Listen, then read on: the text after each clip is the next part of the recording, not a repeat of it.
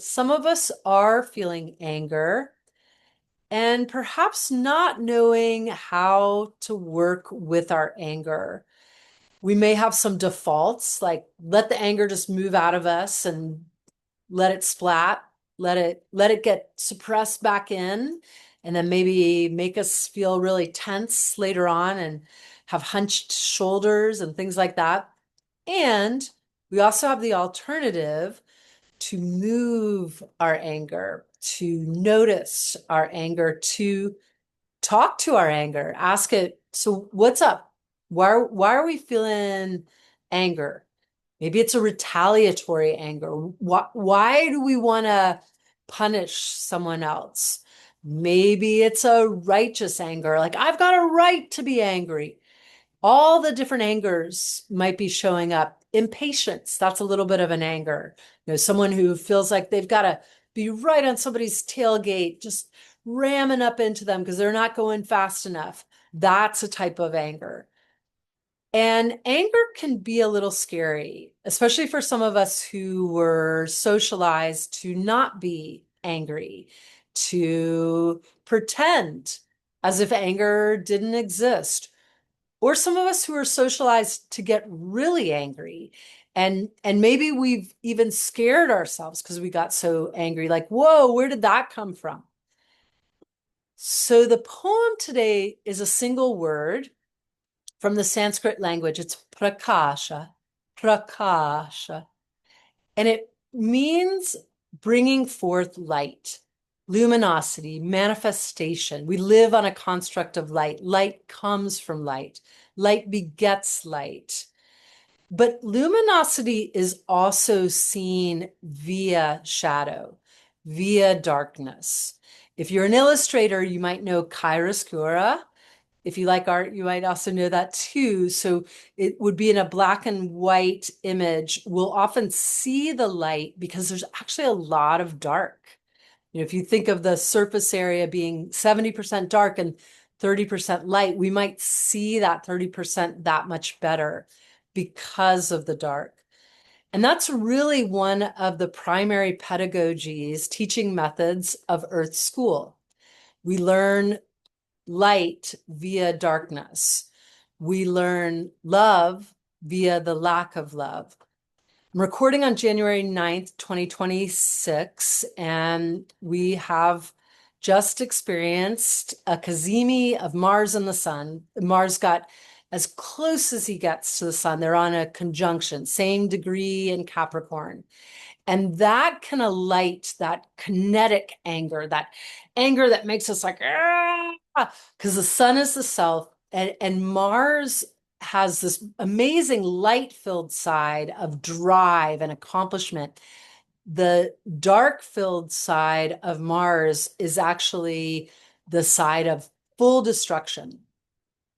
And because we organize thought this way, we might label destruction as bad. And in a lot of cases, it can actually create something that seems terrible and tragic and awful. And we might experience that something and feel this deep emotion in us, like, oh man, I got to do something about this. Like somebody's got to pay for this, that kind of feeling. And that's all good and well.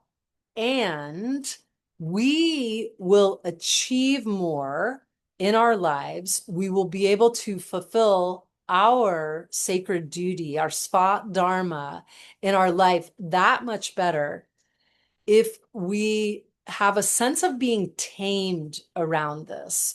So rather than that wild Mustang that's like, bursting with confinement, if we have a sense of, okay, we've got a wild Mustang in our mind. A Mustang is a horse, just in case anybody's lost on that. I'm not talking about the car, although you could probably create a metaphor there. Our mind can also be tamed. So we may notice, okay, I'm feeling anger. My mind is feeling anger. And that noticer, that ultimate consciousness in us, the witness, maybe saying to us, okay, if I act on this, I could hurt myself. I could create harm for other. And that person may have an ethical framework where they don't want to hurt another. So they want to figure out, okay, how do I work with this anger? As Fred Rogers would say, how can I find a place to put this anger? Can this anger go on the shelf here? And yet, again, we don't want to suppress it either. So we want to notice it. We want to feel the fire of that anger sometimes and not create karma, situations, actions that could create consequences that actually enhance the anger. We typically want to work with how do we tame the anger? How do we dance with it? Is there perhaps an antidote for it, a balm for it? So finally, in this video, just going to offer a very brief explanation of metta meditation, and we'll do the shortest version of it in the world, partly because this is more of the teachable moment, and then you can take it back with you. So I've been studying with two of my favorite teachers, Richard Freeman and Mary Taylor. We're studying a sacred text. We all met as a group last night, and we, believe it or not, went towards the topic of politics. That was a first for me with these teachers. And we also did a metta meditation. So Mary Taylor led us through a meditation in which you imagine something, someone, some place, etc., that you might have resistance with. And resistance can sometimes feel like anger. And I was working with some anger yesterday because I'm having a lot of what we might call hard feelings, conflicting emotions around what happened on January 7th, 2026 to a woman named Renee Nicole Good in Minneapolis, Minnesota. She was killed by an ICE agent. And I'm not going to do commentary on what happened, my opinion. I'm just going to share some emotions I'm feeling around the whole event. And I had some particular emotions towards three people in particular that had to do with this event: the ICE agent themselves, the person that allegedly runs Homeland Security, as well as the Vice President of the United States, in part for their what appeared to my eyes to be utter lack of empathy, and also their telling of a story that, with my own eyes and my observation of expert opinions, was contrary to everything my direct perception was seeing. So I perceived them as lying, basically. And I also perceived the ICE agent as having a terrible lack of impulse control and very sadly, tragically, creating an unlawful killing and depriving three children of their mother, which I have a major personal bias with, especially because I have people very close to me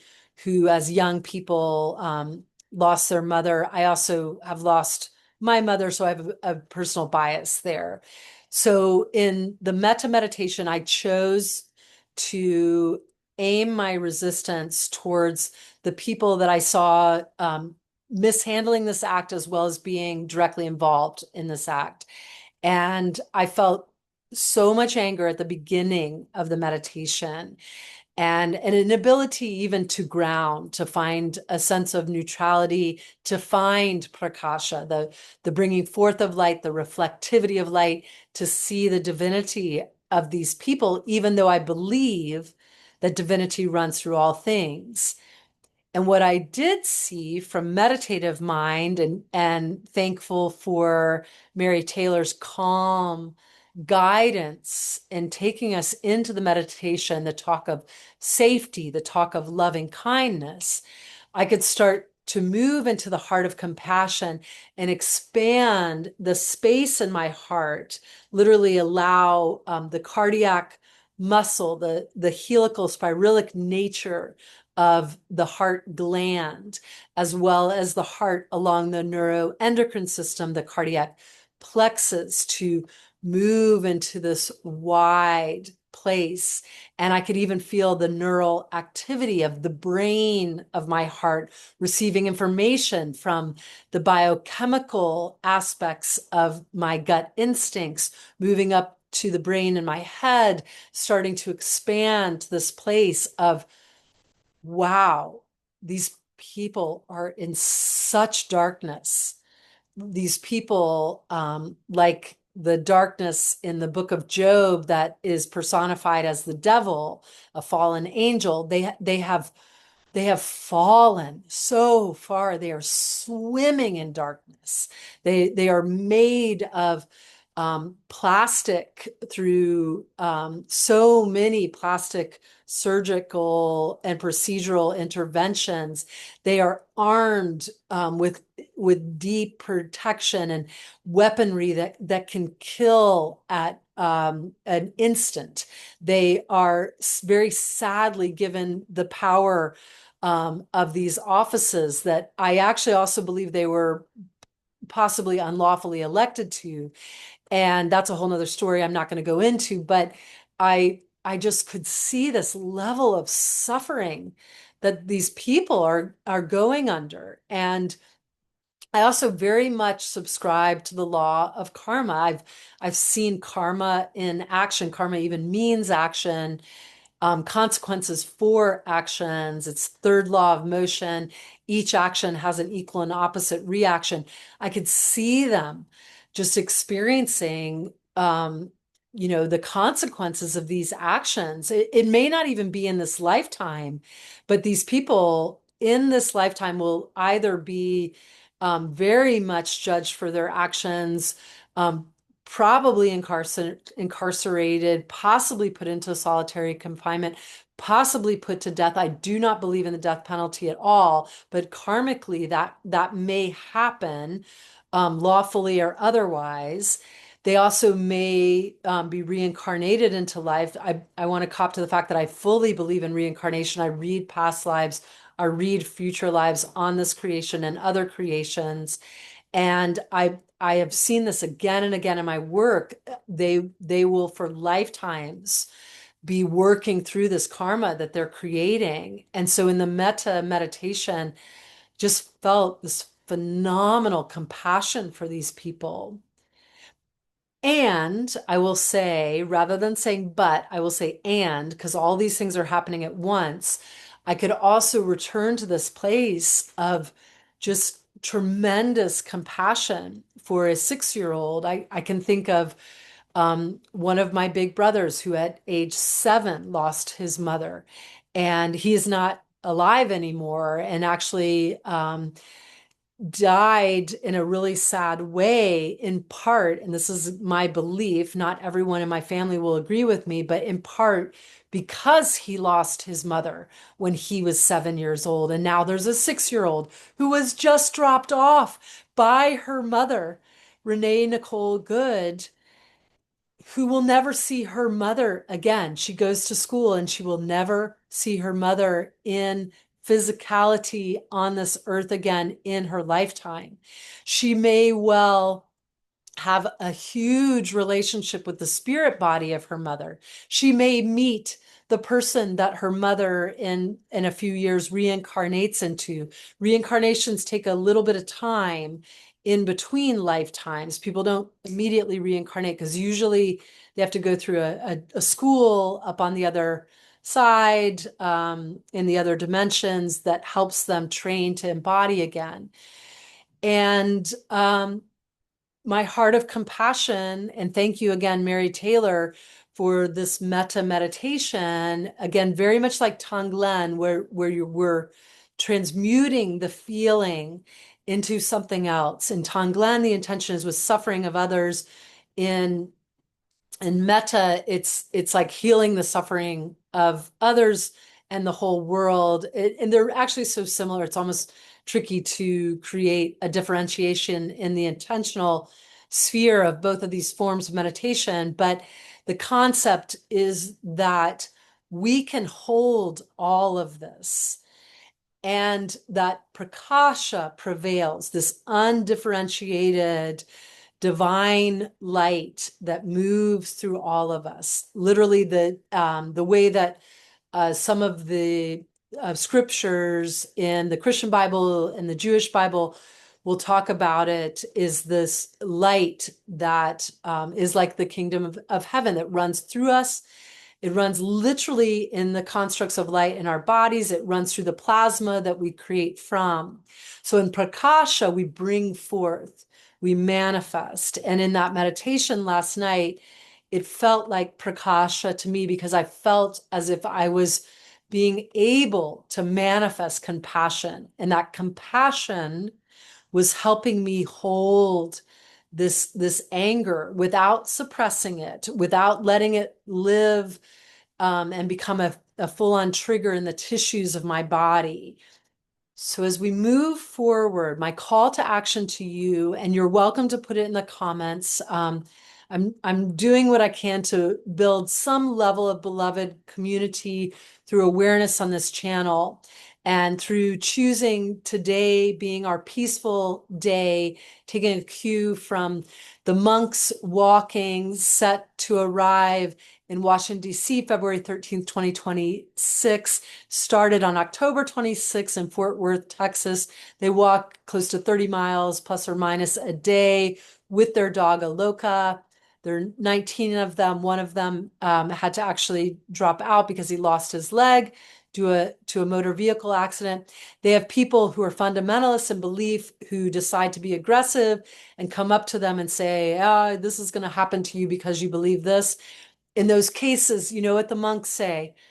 They ground and they say, I love you. I love you. I love you. They don't say, oh, you're bad too because you're telling me that I'm bad. And yeah, even the monks will speak to it themselves. They feel anger. They have an experience of anger sometimes. Anger can be so great. It alerts us. It creates a boundary for us sometimes. But we want to work with it in a balanced, healthy way, ideally. And often, just in a really practical sense, that's to mitigate karma that we may create by anger coming out sideways. So I will give you one last one finally with my call to action for you to share with each other ways that you work with anger in a healthy way. I'll put a video I have on Dr. Resmaa Menakem's SNAPS technique to work with trauma, which can sometimes stem from anger. I also will say that one of my favorite things to do is to hit the bed. You take a pillow, and I want to give a shout out to Tracy Evinger Upton, who originally taught me this. But it's like if you ever go to like a self-help workshop, you might hit a mallet onto a kind of punching bag thing. You take the pillow and you hit the bed. Hopefully it's not going to break your bed. Be careful. Only when you feel safe doing so. And that can sometimes move that energy. It gets that the life force, the eros of the anger itself, it moves it and transmutes it into something else so that from this place of being freed of your own anger, you can be kind to your neighbor. So like the Pope, like Rep. Tallarico, James Tallarico from the Austin area in Texas, who's running for senator, by the way, will say, we can love our neighbor. We can, like the public advocate who was sworn in on January 1st was Zoran Mamdani, the mayor of New York, will lock arms with your neighbor, lock arms and have their back. Like the Shiva manifestation of Nataraja in the sky, we can hold the mudra of no fear. No fear. I walk in beauty. I walk forward with love, no fear. But I'm also integrated as a human being on earth, working in this construct of light that sometimes has these spectrums of impatience, of retaliation, of aggravation, all these shades of anger. I am able to, within this knowledge that I have this capacity to, at the same time, find peace, find loving kindness, find expansiveness in my heart. This is Prakāśa. This is bringing forth the light, luminosity, splendor. Thank you so much for being here. Please give yourself a breath And I invite you to be interactive as we build beloved community together. And that is not my original idea. I am borrowing very much from various people: Josiah, Dr. Reverend Martin Luther King, Thich Nhat Hanh. So many, so many, so many, so many that we stand on the shoulders of.